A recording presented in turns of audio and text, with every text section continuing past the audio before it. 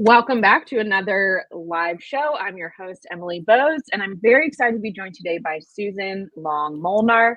Susan is a communication strategist and workforce development advocate, and she has a passion for workforce and CTE development.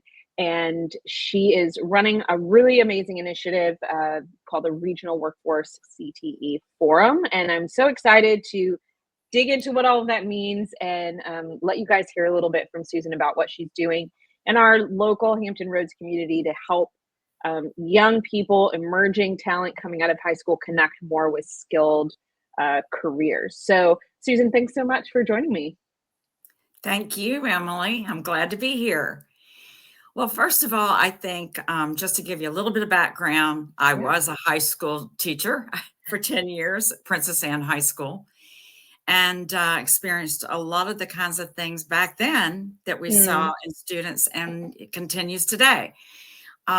We actually have hundreds of students who do not know what they're going to do, those juniors and seniors, when they graduate from high school and get that diploma. And we need them. We need them in our workforce. And I'll hopefully get to tell you a little bit about the kind of high demand we have. It's just all over the map. But we do know that there are definitely this level of kids who did not do what they needed to do. In some cases, it's not their fault.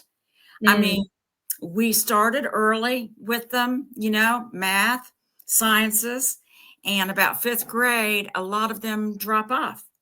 The math gets harder, especially math. And so it's like when they get in middle school and on up, well, I can't do the math, so I'm not higher ed material. I mean, they just automatically think that. And a lot of the parents do not know what's out here, what we have in the industry. So I decided, having a passion to get more and more kids with the opportunity to go on site at businesses and nonprofits and learn. And I actually ended up I'm still on the Virginia Department of Education's CTE Advisory Council. And one thing led to another. That's awesome. Tell me what CTE means for folks that might not be familiar with that. Okay. So, and by the way, for those of you who are online, I saw some people who said they were coming, who are in workforce development or in the schools. I'm not going to go too deep because I know you know a lot, more than I do probably. But CTE means career and technology education. And it involves specific courses. Okay. And the students all get a taste of CTE, but some get more of those classes. And we've just gone through a lot of changes in the state to make the learning experiences that our businesses and nonprofits can do correlate well with changes in the high demand. Every year they analyze all of that material to see what the economy, what our businesses really need. So it's all about, you may have heard of FMLA, the marketing department kind of thing in high school. That's a good example of what does exist. Unfortunately, remember the old shop or electrical technician kind of courses? They went away, gone. So that's part of the struggle. So we want more, and I'm going to call them, which is the correct terminology, high quality work-based learning experiences. Yep. And that's the piece that I work the hardest on, because I'm not an educator any longer. But this is the piece where I want to bring more businesses in to learn and to experience, understand what CTE is and how they can play an important role in those experiences. And so, from what I understand, you are trying to create a forum, literally, for high school students to be able to come and connect with local businesses that do a type of work that they might be interested in. And then you have worked with the local businesses, or you're actively working with them to set up internships or shadowing opportunities for those young people to come in and actually see what it's like to do that type of work. Is that right? So you're trying to create those hands-on, like, hey, come into the hospital and see what it's like to be in a Mhm. surgery, or come see what it's like to be a welder in the shipyard, or do some of those different things. You're actually getting them in the real world environment to see like what a day in the life of any type of job might be like. And businesses have to be willing to create those opportunities for young people to get the exposure to come in. Because I think that's a piece that people don't always understand. They're like, oh, no one knows that we're here, or we do this, or what the job opportunities are. But then you don't think about, like, hey, let's go to the local high school and bring the students through and show them what these jobs are like. Um, I talked to someone this week on the show who's an aircraft mechanic, which is very high demand role. And he was saying his brother is in their hometown and he does maintenance on the machines at the paper mill. And he makes a ton of money. He never went to college. And they were like, growing up, we never knew that paper mill maintenance was an option. Like, you never heard anyone talk about that. He kind of stumbled into it by accident. And so you're trying to help open those doors for E- young people to even know that those jobs exist. Is that right? Exactly. So we don't bring the kids to the forums. I want to make sure you know that. Okay. And this is our third year. So these have been really successful in starting businesses, starting learning experiences, and others expanding. Okay. So we bring together the businesses, the nonprofits, the community colleges, which play such an incredible role in partnering, the CTE at the schools, the CTE Okay. specialists, they're called administrators now, CTE administrators. So they know what the curriculum is. They know how to work with all the workforce people who also are part of this, like Hampton Roads Workforce Council. So Okay.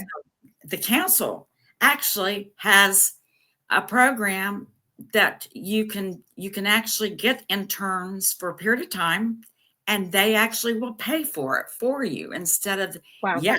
So there are some of those kind of funding opportunities. You made a good point, though. It is businesses, and we don't realize it can be a solo entrepreneur. It could be somebody with 5 to 10 employees. Mm, And ironically, when I heard what the new learning experiences are, clinical experiences, you would expect. We know we do not have enough people in the medical field, and there's so many technician level positions in that field. Um, so that's just one example. There's an entrepreneur learning section now. hmm. Why? Think about our kids. The Gen Zs Yeah.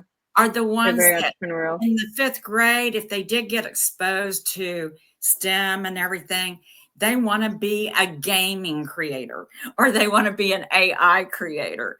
And so we have all these entrepreneurs, startup tech companies, for example, innovation. And so that's another one. And then we do have the pre-apprentice program, internships. All of those are called learning experiences. And so Hmm.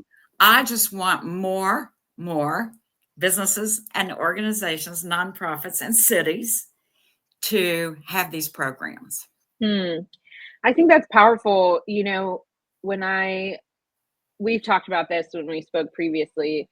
I grew up wanting to go to medical school, and someone suggested that I check out going to school for radiology, which in my hometown in the Denver area in Colorado, there was 100-year-old hospital-based radiology program that Mhm. had been started by nuns. And I was able to go for 2 years. It cost 5 grand. Half of it was paid for by a city workforce grant. And I was 21 and making like $50,000 a year. I mean, this was over 10 years ago. Well, probably almost 20 years ago now. But so all of those numbers would be a little bit different. But like at that time, to go and basically graduate with virtually no debt, or debt I was able to pay off very quickly, and then be in a full-time job that had lots of growth potential. There were a lot of areas that I could cross train into without going to additional schooling, or do some additional schooling to go on for. And it gave me a foot in the door to the medical field if I wanted to go on to study medicine or do other things. So it was like such an amazing exposure and opportunity to just get into the workforce with a skill that I could translate anywhere in the country, and do anything I wanted with. And I think something interesting that a lot of people miss is like, if you can get these skill sets while you're in high school or just after high school when you have no idea what you want to do, even if you don't want to do that for the rest of your life, like do it for 3 years, 5 years, 10 years. Like get your feet underneath you, buy a house, start, establishing yourself in life, and then figure out what you want to do while you're moving and growing in your career. And then, continue on from there, because you may want to continue something in that trade or that skill set, or you may want to do something totally different. But I feel like so often, especially when you're young, kind of get paralyzed and feeling like whatever I choose is going to be what I have to do for the rest of my life. And that's just not true. There's, Yeah. especially now, there's so much more flexibility in the marketplace now. And I feel like if people can just kind of get themselves into the workforce and start that career momentum, start building some sort of career for themselves, then they're going to have that momentum to carry them in whatever direction they want. What have you seen? Like, can you share any stories with us that from what you've seen, success stories for young people that are coming out and kind of finding their way into a trade or a skilled career like that, that's been able to kind of carry them forward? Sure. One of them that comes to mind immediately is when we first started the first year. Centera was involved in the forum, and they had just started an internship program for that summer. And so they brought students from Green Run High School, and they took them over. And at that point, it was like what do you call it? Investigating careers, but Okay. developed into an internship.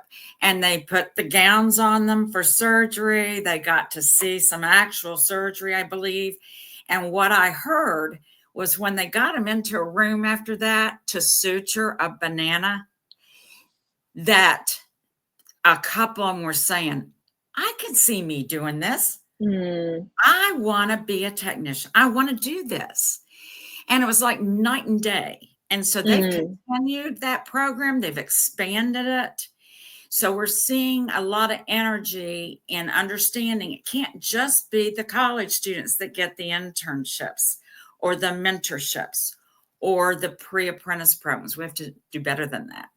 That's mm. just one example. We have several, because a lot of your audience is military related, veterans. And Yep. we know, here's another thing. We know our veterans want to retire here, and a lot of them still have high school students they're raising, and they want Mm, to make sure that these kids have every opportunity for a good career. And yep. not all of them want to go in the military. Not all of them, did the due diligence that you would hope in high school. And so I thought this was amazing. Virginia Spaceport. You would think if they were going to have an internship program, it would just be for like aerospace engineering, right? Oh, no. So they had one when we started these forums, and that was on Wallops Island. They have expanded that program in the past 3 years. And now they have a great internship in Norfolk. And in both cases, they bring in kids to learn and to be a part of everything from logistics to accounting and finance to, it's amazing. So it's not just the engineering level. Mm, One thing you said so well about your experience, and these kids don't understand, go to work. A lot of them don't know where to start. And, they've been maybe hostessing or waitressing in a restaurant or doing something, gigging. That's a new thing with Gen Zs and some older ones too. But they will learn what I refuse to call soft skills. Mm. Susan will not call them that. They are critical skills. And Mm. that's what they will learn.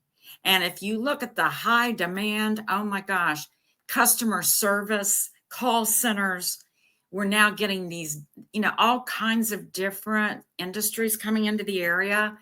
And people have to be able to communicate and they have to have good customer skills. And that's just something they'll learn on any job, right? Yeah.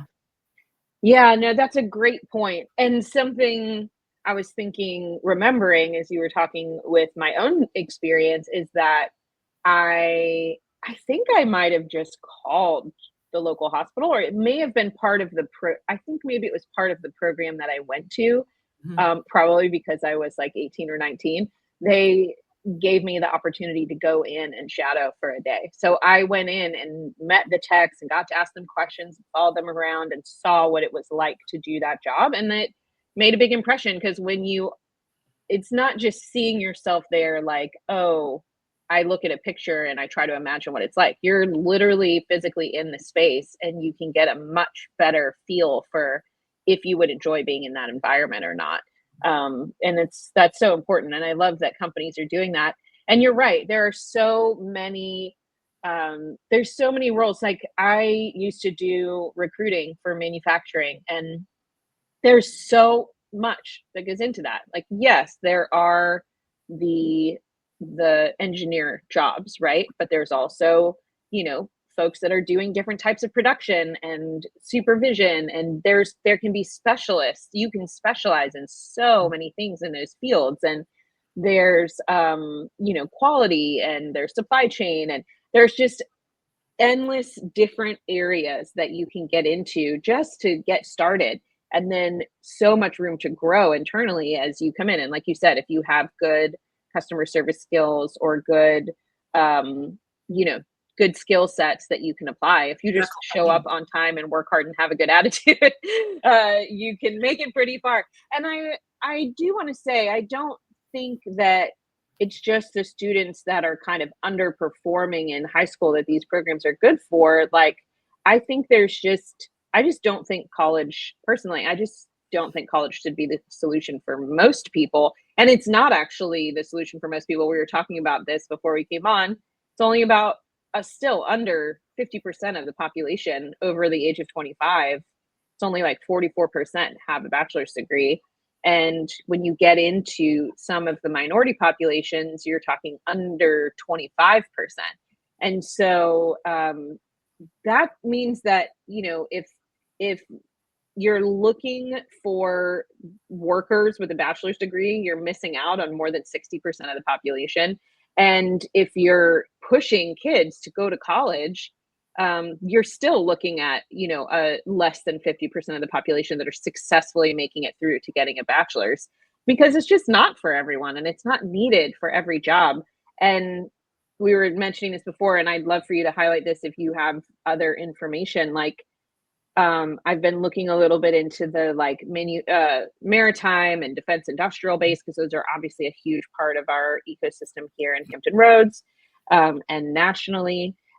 Talking to folks that are in the aerospace industry and some of these other areas, one statistic that I was seeing was saying in aviation and defense, about 25% of their total skilled workforce are at or past retirement age.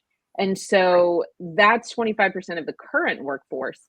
And then in other conversations I've had over the last week, they were saying, well, that doesn't include a huge percentage of people that took early retirements during COVID. So they're already working through a deficit of technicians, and you have this like impending cliff of people getting ready to retire that are going to have to retire at some point in the near future.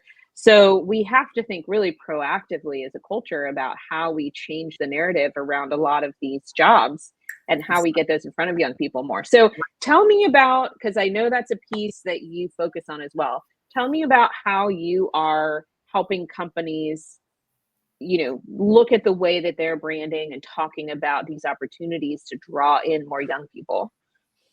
Yeah, I really think of it as a very important communications Yeah. strategy. Yeah. And before you even get to the companies, because they do promote to some degree, they'll put on their websites, for example, if they're just, it depends on the structure of the program, if they're opening it to any high school students, or usually what they do, though, they work with a high school. It might be a high school near their location, Right. or it may just be a high school where they see maybe more need within their industry. So we have to do a better job of communicating to these kids, and it's hard to reach them. You think about it, their perception right now, a lot of the perceptions is, oh, that's hard work.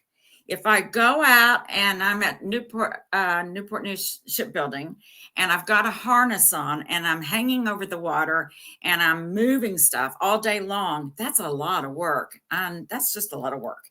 Remember, they've been on their phones, sitting around, socializing. They're not, unless they're in sports, they're not always terribly active. They also think, you mentioned money.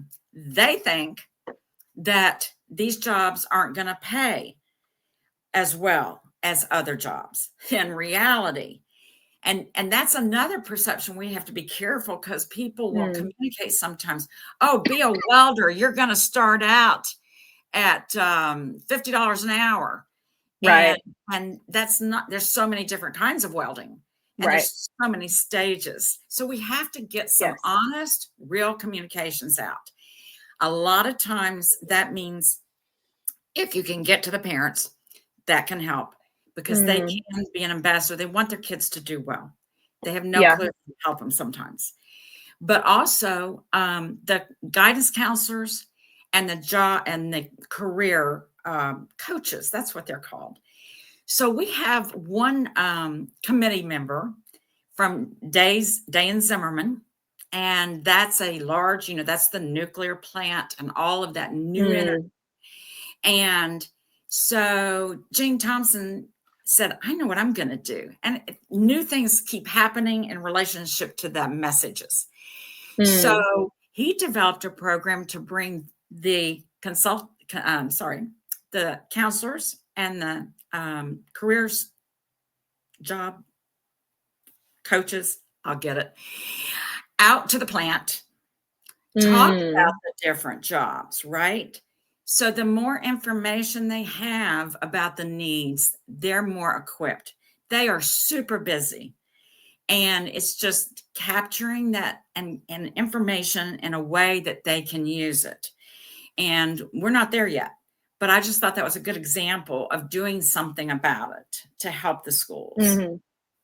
Okay, so you're seeing a primary vehicle of communication. If we're going to say, hey, we've got these huge shortages, we have young people that are not convinced that college is the answer for them for any number of reasons. I know one thing I've heard is they just, Gen Z, bless their hearts, is looking at millennials with all of their college debt and going, I don't want that, So for good reason. So for a number of reasons, they're thinking, don't know about college, or maybe don't know about 4-year college. Like I work with a lot of technical schools, and I've heard, some of them are saying, hey, Gen Z is asking for shorter programs. Like some of them are really, really are motivated to work and aren't intimidated by working hard. They want to get their hands dirty, and they want to work on something that feels real and tangible, since so much of their world is digital.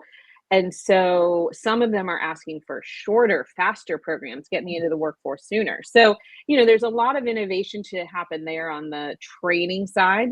And there is a lot of it happening. I mean, there's a lot of great technical schools out there, and I've been talking with quite a few of them. But so you've got students who want some form of technical training, hopefully, don't quite know how to get there.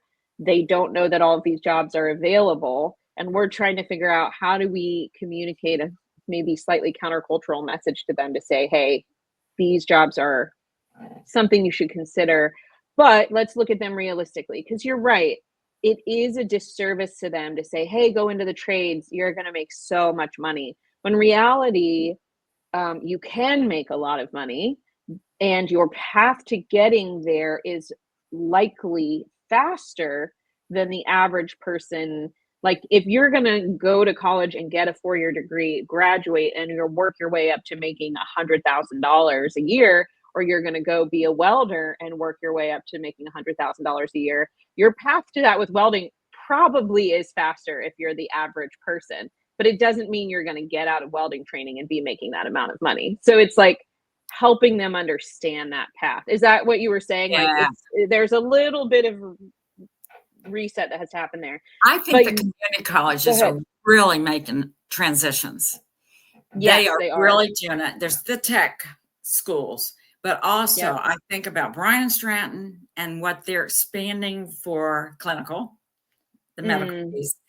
Centura College, another great example. yeah. TCC, I mean, you can go to TCC, and if you are a good student and you are, you take this serious, you can get an LPN in, I think it's no, not even 2 years. And Mm, one more year, you can be an RN. You can still go the college route to get the degree, but you right, can actually pass the exams and be working as an RN. And we know that that's good income. right. And the traveling nurses, for example, are so needed. There's just so many Yeah. different angles. I would just And love to, TCC has a ton of technical other programs and a whole workforce side of the right. school, because I've talked to folks on their workforce side, and those are even shorter programs. If you want to like be a CDL Oh, driver, you can do that in 6 weeks 6 weeks, 6 months of another kind. most schools. Yeah, it's Yeah. amazing. I would love to see early child care. I have worked quite a bit in that field as a strategist in Mm, communications. And we know they're struggling. And they're struggling. They can't pay an assistant more than they can get at McDonald's. So they have to really want to do this. And kids don't know what it would be like. But mm, we're finding there's more and more homeschooling going on because early child care, people want to stay home with their kids. It makes sense. And so now what's happening is Virginia is rolling up on helping them so much more with training. Wouldn't it be mm. wonderful if for every assistant teacher and teacher in a center, let's take the early child care centers, had an intern, and we Mm, figured out some funding to do that with them? What a difference that would make. And they could get the on-site training and the courses that they need and be ready to go to start their own, this whole entrepreneur thing. right. Or to maybe then go on a path into teaching or some other Exactly. things. I mean, we definitely have a shortage there. So I love the creativity. And I think to finish what I was starting to say earlier, I think what you were saying is for the businesses that are interested in doing this, it's not necessarily about trying to get in front of the students. It's about trying to get in front of the people that influence the students, whether that's the career coaches, the people that they're having to go to as they're getting close to graduation to say, what should I do? Like helping those people really understand the options, especially locally, and so That's that they part of can get it to the students. Is that kind of the That's approach that you're definitely taking? part of it. Okay. So working with the high school CTE administrator Okay. is a real bonus because they will help you build a partnership. So it's that kind of partnering. The forums, we have an hour during these forums. This is what makes it different, where we have breakout sessions with real conversations. So we put industries together, like one or two. Well, like manufacturing depends on who's attending. Manufacturing, transportation, um, Right. maybe innovation, and we'll put them together, and we'll have CTE administrators in the room. We'll have representation from the colleges, community colleges especially, and other workforce development people. And they get so excited. They make new connections to help them. We last year, at the last one we did was on the peninsula, and I convinced two print company owners to come. Now think about that. Talk about retiring. You mentioned that. Printing has changed, excuse me, And not only that, the older guys who always did the printing worked or repaired the machines. There's all that business. Yep. They move on. So one of them started with one intern, and the Hampton Roads Workforce Council helped him to get that going. And he's so excited. So whether it's internship or something even easier to start, job shadowing or a Yeah. mentorship program, it's just we know that the more kids have opportunities to go and be there. Junior Achievement does a great job. Don't get me wrong. Once in a while, speakers come in the schools, but it's great when you take a small group and you put them on site to see what's happening. Yeah. That's awesome. I wish that we need that for military transition too. Like, can you imagine how amazing it would be if rather than folks sitting in a TAP class and getting like fire hosed with information, they could take them to the local manufacturing plant or other places and do tours or do shadowing. I mean, that would be incredible. And we need this same kind of thing on that side, but that's a whole nother conversation. So if you, because we need to wrap up and I want to give you a chance to kind of talk about the forum in November. So I think just as a final thought, like if someone is watching this and they are, a company or a workforce development type of person at an organization that's like, man, we need this. We need to get started with this. What is the next step? How would a company get started if they're hearing about this and they realize it's something they need?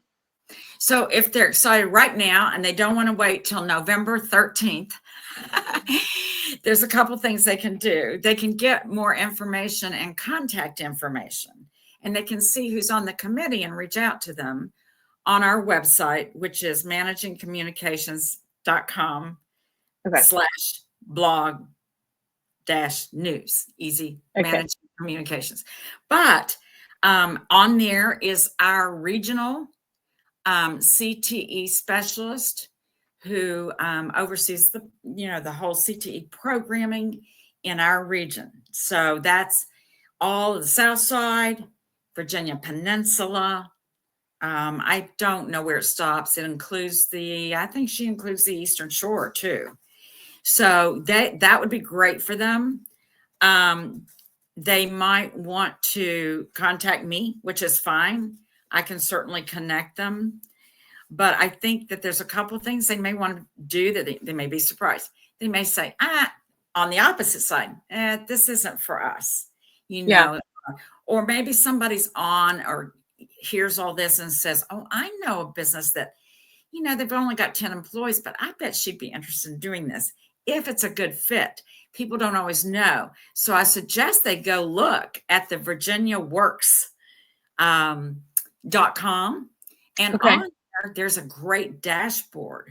They're going to be surprised of high demand jobs, and keeping in mind that that's where the schools are heading kids, because why? We've got to have that workforce and have them ready.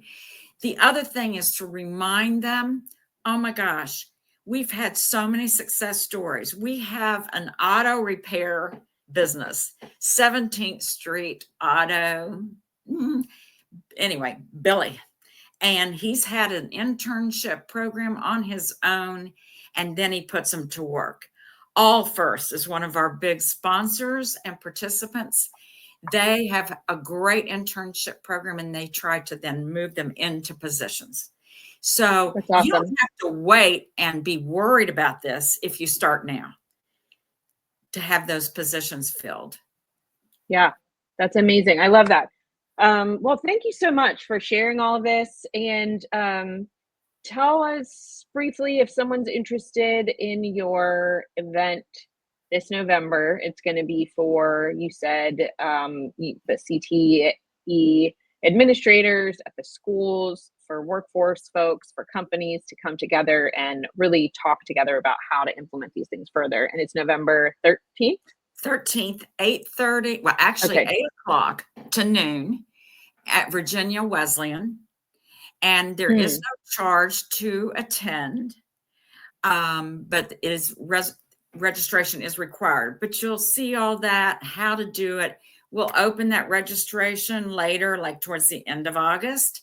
But you can definitely reach out to me and say, I want to come. Can I get a pre-seat?